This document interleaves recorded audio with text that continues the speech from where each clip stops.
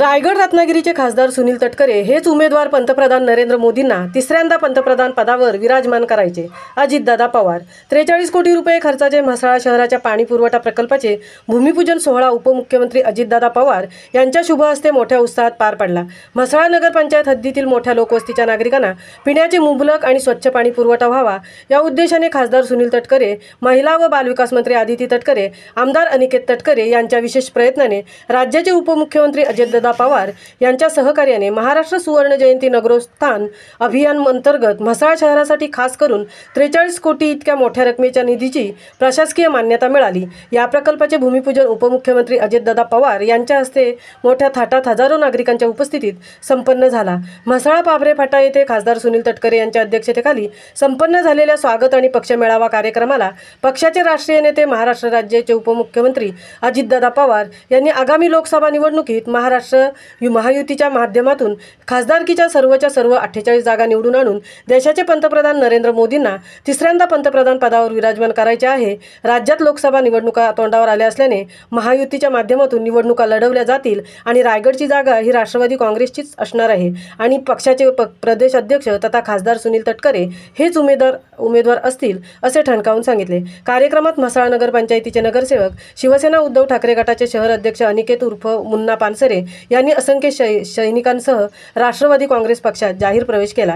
त्यांचे नामदार अजितदादांनी स्वागत केले। उपमुख्यमंत्री अजितदादा पवार यांनी श्रीवर्धन विधानसभा मतदारसंघाचा इतिहास आणि विकासाची महती सांगताना छत्रपती शिवाजी महाराजांची स्वराज्याची राजधानी असलेला रायगड जिल्हा आणि राष्ट्रवादी काँग्रेस पक्ष यांचा अतूट असं नातं आहे।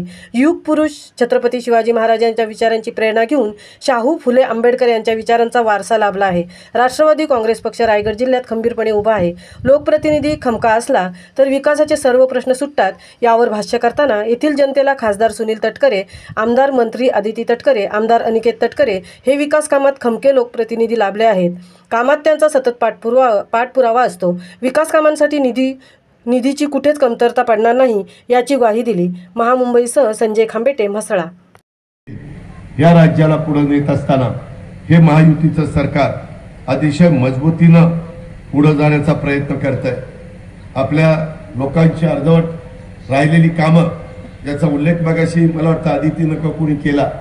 काही कामांना हे काम मागच व्हायला पाहिजे होतं, परंतु आदितीनं मंजूर करून घेतलं आणि त्याच्यानंतर आपलं सरकार गेलं। सरकार गेल्यामुळं आपली म्हसळा पाणी पुरवठा योजना ही थोडीशी रेंगाळली, त्याच्यामुळे ह्याची कॉस्ट वाढली। ती जवळपास 43 कोटीपर्यंत पोहोचली। कोकणला प्रचंड मोठ्या प्रमाणात पाऊस पडतो, परंतु उन्हाळ्यामध्ये पाण्याची सणसण भासायला लागते। अशा अनेक वाड्या वस्त्यावर, पाड्यावर, तांड्यावर आपल्याला पाहायला मिळतं आणि त्याच्यामुळं सतत आदितीचा अशा प्रकारचा प्रयत्न होता। म्हसळा हे नगरपालिका वाढत होती, लोकसंख्या